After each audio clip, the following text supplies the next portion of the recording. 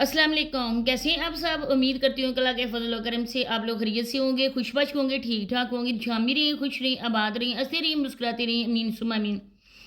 कल मैंने अस्मा मैडम के लिए वीडियो बनाई थी और जो बात मैंने कही थी ना, वो बात बिल्कुल सच्ची, झूठी बात कोई नहीं ऐसी होती।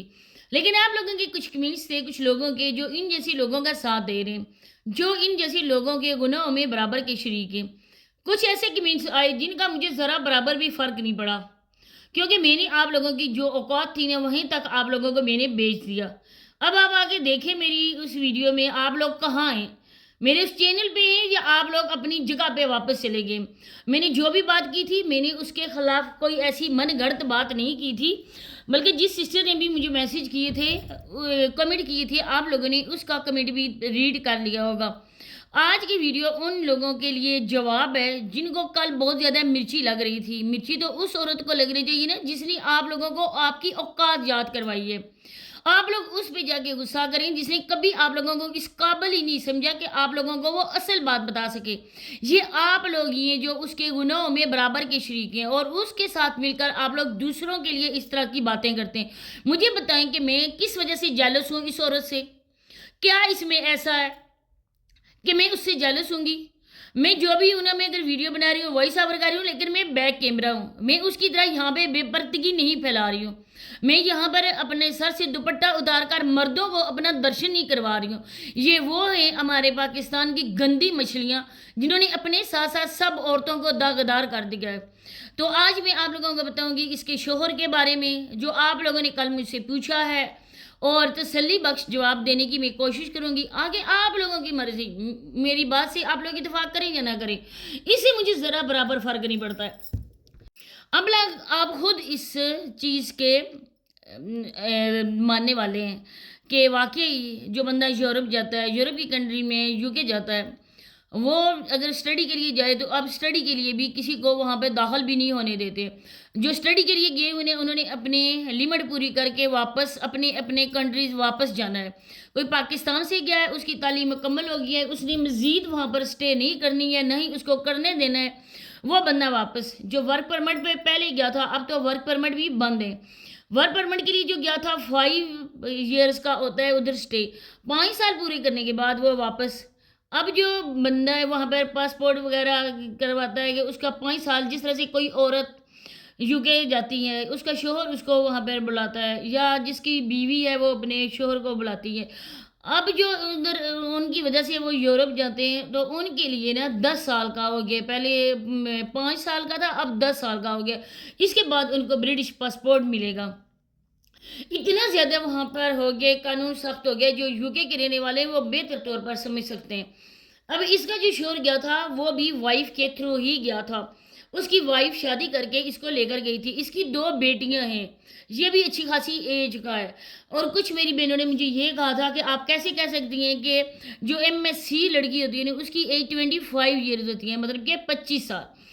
अब यहाँ मैं आप लोगों को इस वजह से, ये मैंने कहा था कि 25 साल मैक्सिमम, किस वजह से मैंने कहा था मैं आपको बताती हूँ। मैंने इस वजह से कहा था कि कुछ होते हैं ना जो 1 साल नहीं 3 अगर सिबली आ जाए तो सारा एग्ज़ाम दोबारा से देना पड़ता है। अब दोबारा से वो देगी तो 1 साल तो उसका गया। अब 22 का आप लोगों ने कहा है और मैंने कहा है 25, तो इतना ज़्यादा गैप भी नहीं है, क्योंकि मेरी खुद नज़रों के सामने जिन्होंने MSc इधर किया है उनकी एज के मुताबिक मैंने बात की थी, मैंने अपने तौर पर नहीं की थी। अब ये औरत है जो खुद को कहती है कि मैंने 5 साल मैंने जॉब भी की, और अब इसकी बहन को आप देखें, जरी को देखें, और ये भी आप बोलोगे कि मैं अपने तौर पे कह रही हूँ। अब ये इसने कहा था कि मेरी बहन कैशियर है। आप लोग खुद अंदाज़ा लगाओ, कैशियर है चाहे जो भी है, उसको रमज़ान के महीने में छुट्टी बिल्कुल नहीं मिलती है।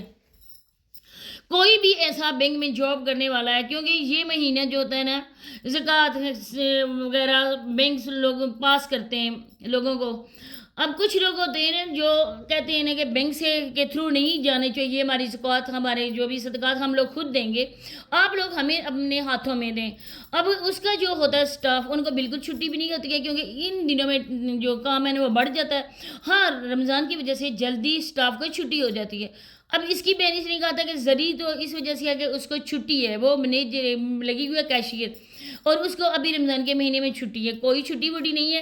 اب وہ عورت گئی ہے لاہور، کیونکہ ان بہنوں کو اپنے بر تلاش کرنے آتے ہیں، اور اس کے لیے انہوں کے ماں باپ نے ان دونوں بہنوں کو کھلی چھٹی دی ہوئی ہے۔ اس نے بھی اپنے خود ہی اپنے شوہر کا رشتہ اس نے تلاش کیا، کیونکہ اس کو بھی ادھر پاکستان میں رہنا ہی نہیں تھا کہ آگے آپ لوگ خود سمجھدار ہیں۔ اور یہ بندہ، اس بندے نے کہا ہے کہ میں 12 سال ہو گئے مجھے یو کے گئے ہوئے۔